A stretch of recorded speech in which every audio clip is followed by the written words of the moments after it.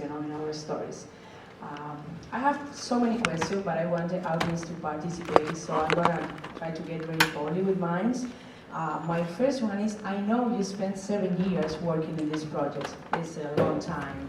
How did the project started, and how actually it evolved, into the film that we see today? How was the process?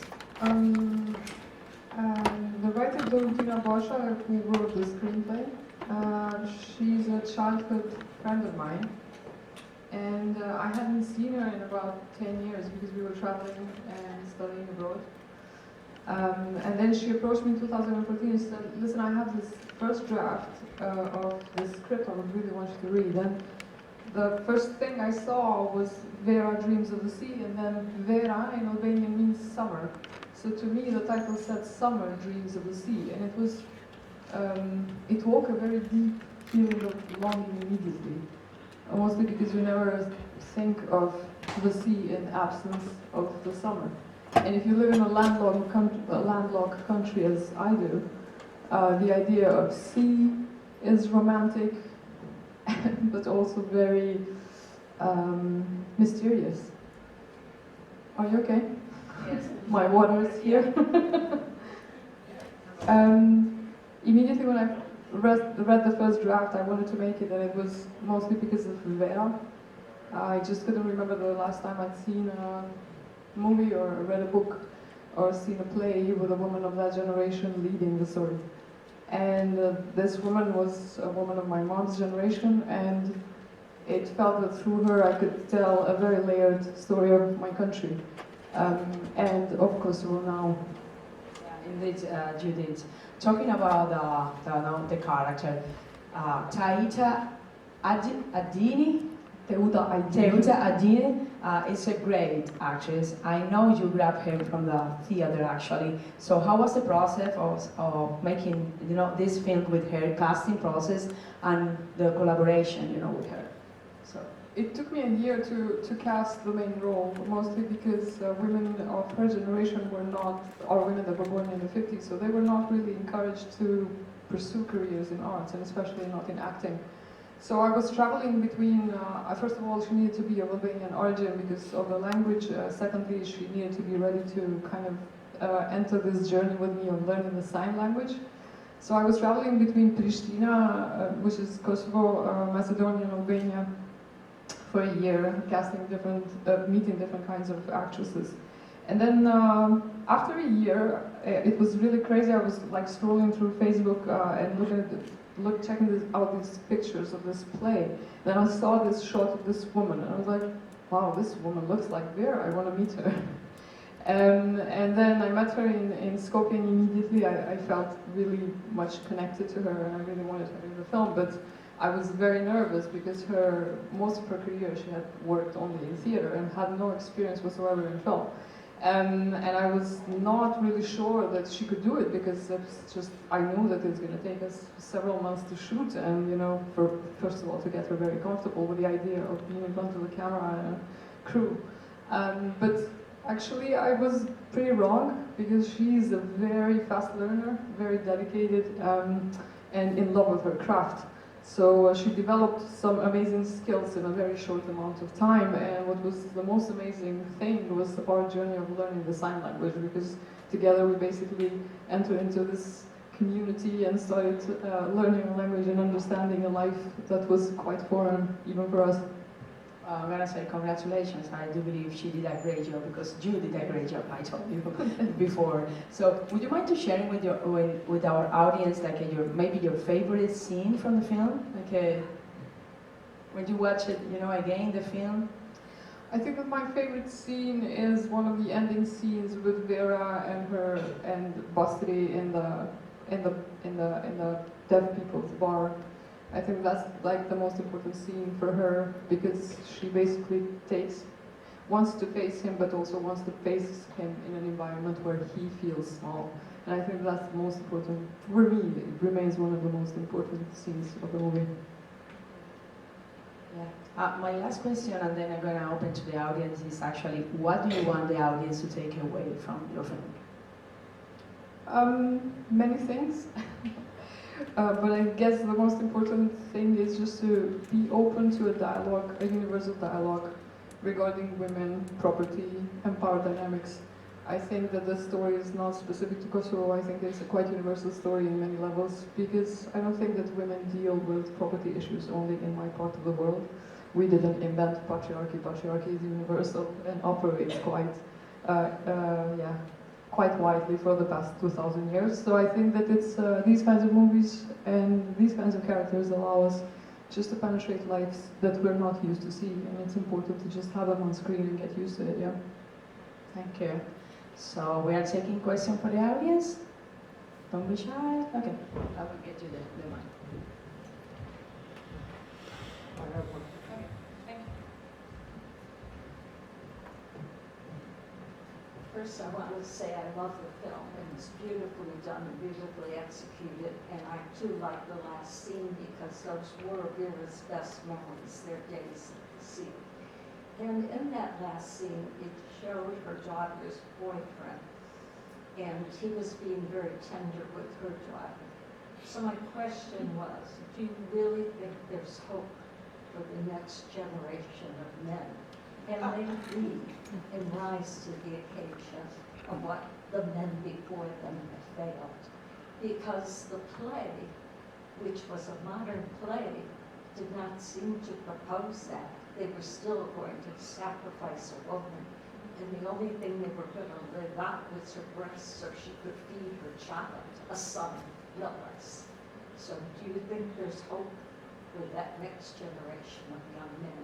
I think that there is, mostly because of our mothers. Our mothers have done a great job women have done a great job in the 20th century, and we have to just come to terms with that and be happy. My mother is a woman that was born in '53. She was just born 10 years after the Second World War. My grandmother could hardly read, and my grandmother couldn't read at all. My mom went to university, then me and my sister went to university too. And that was thanks to her and to that generation of women who saw the 20th century as an opportunity to just change things around. And they've done a great job. But while doing that, they also opened a space for a dialogue. We will always be in conflict, because each generation of women, people of, LGBTQ communities, and all the other people living in the margins, generation by generation have different struggles, because we are moving too fast. And there is hope as long as we talk, through film, through books, through theater, through arts. As long as we establish dialogue, there is hope. Questions? Don't be shy. Okay, awesome.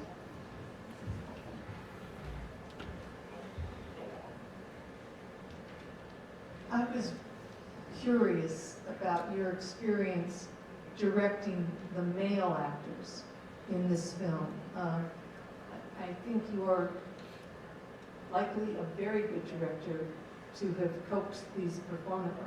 Not likely, you are a good director, and you've coaxed marvelous performances from the entire ensemble.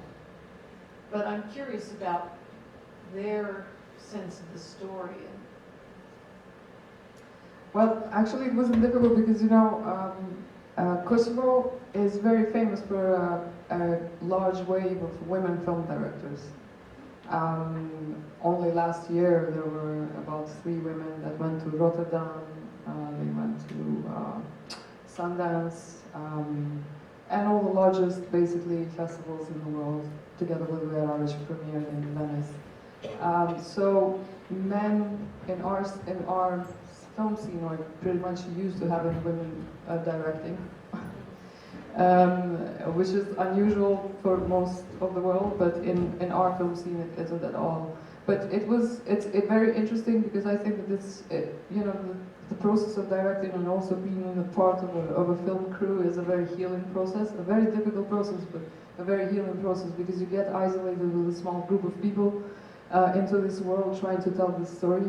And then a lot of things that maybe you felt that didn't ring true, or you were not acquainted with, or had no knowledge. You kind of, in that process, learn and understand, and especially with the older generation of men. I remember when we shot the scene with the old men in the room, all the women that were, because I had a large women's crew behind me, were like sitting behind the screen, and they were like trying not to say anything, because they were feeling a lot of anger just watching the scene being performed, and all the men feeling very, you know, kind of in their own room, in that room, and very true to those circumstances. So when the first take was done, the women that were around me were all staring around, like, what the fuck is this? And then the men were like, true, yeah, fuck this, but we will have to do this scene because we need to do this scene. We need to recreate these scenes in order to talk about these scenes. In that sense, I think that it's a beautiful learning process for all of us. And also, when we talk to audiences, we do the same. Because it is traumatic to create films like this, because you go through your own trauma, but at the same time you kind of release quite a lot of anger in that process, and then you're able to talk about those things. More questions? Yeah.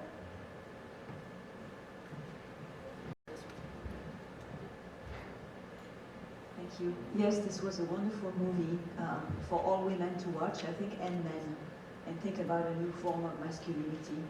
It's also a good movie about foreign cultures and your country.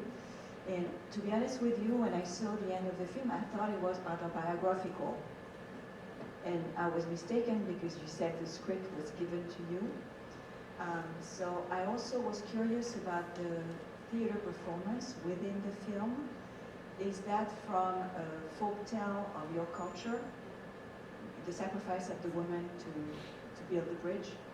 So is it a story that everybody knows? Okay. And then my last comment, I don't know if it's a question or a comment, but I thought it's interesting to think about it. The statute of the sign language. This is a character who can sign, and I think the language in the film, the communication, is really an important topic. Because even in the scene that you mentioned with the old man in the clan making the rule, there's very little said. It's just rules. And the video, it was a video, you know, so that, you know, brought the truth. So did you think of that when you were shooting the film? The language, the lack of language also? Thank you. I really like a reading. It's a very nice one, and it's an opportunity to share certain things that are kind of, you feel that are there, and then sometimes they just have to be said out loud. Thank you for that. In some levels, this is a very autobiographical story. Sorry, because English is not my mother tongue. I'm trying here, struggling, but not directly influenced by the life of my mother. However, I do dedicate this movie to my mom and to the struggle of my mom and to the struggles of her generation. How the story in the film relates to her is my mother divorced my father in the mid-80s, and as I told you before, she was born in '53, and women in Yugoslavia, and Kosovo was part of Yugoslavia. In '41 they were granted the right to vote, and in '45 they were granted their rights to property.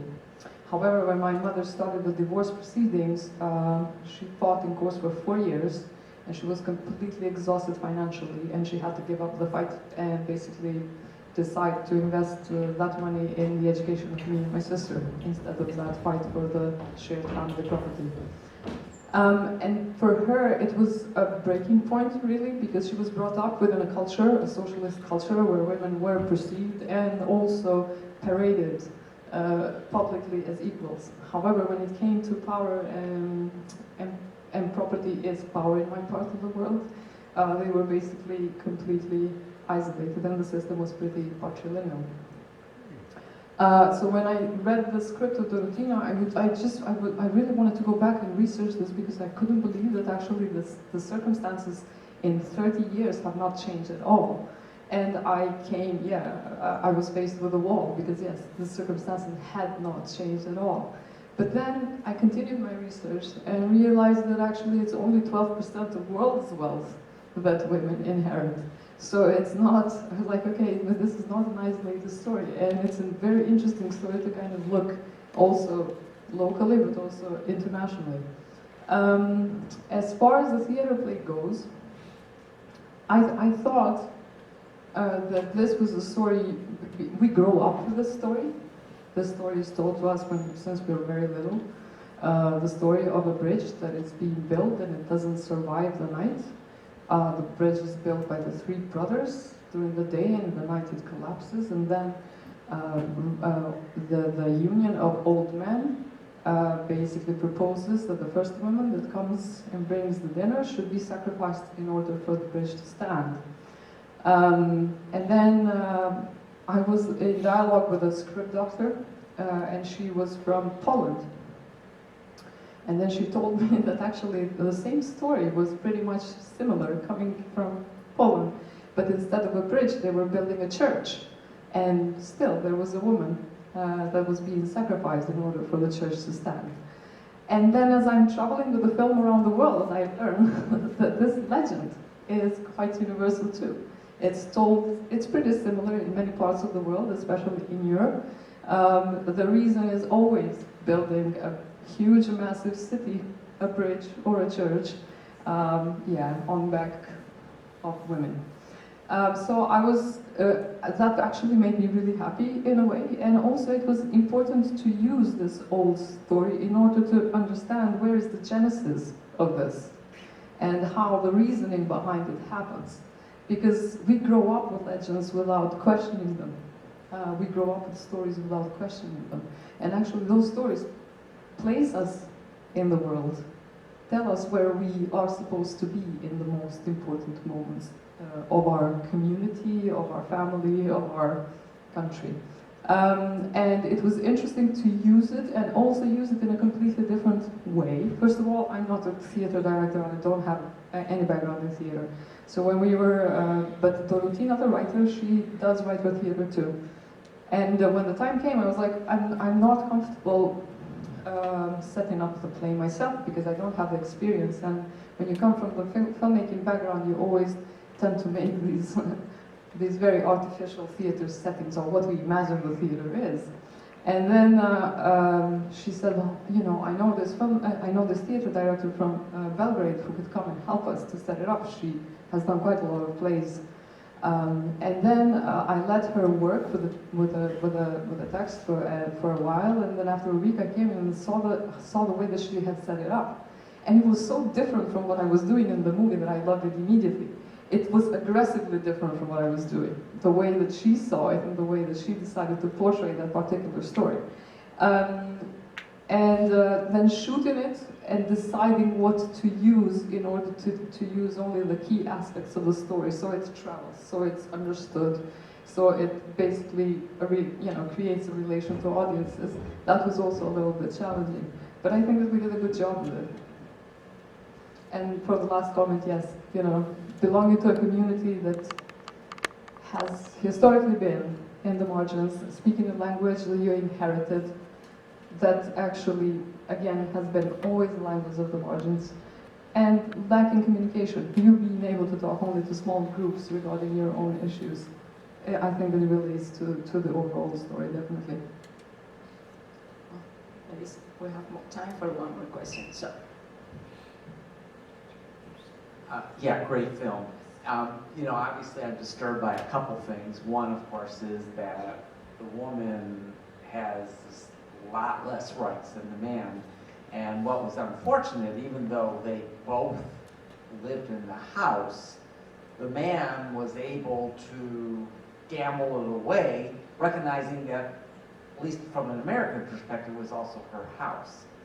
So the other thing that was troubling was the fact that you could actually just gamble away, and that would hold credence. In the United States, if you'd had a gambling and somebody said, oh yeah, you can have it on video, I don't think we would accept that without it being officially a will.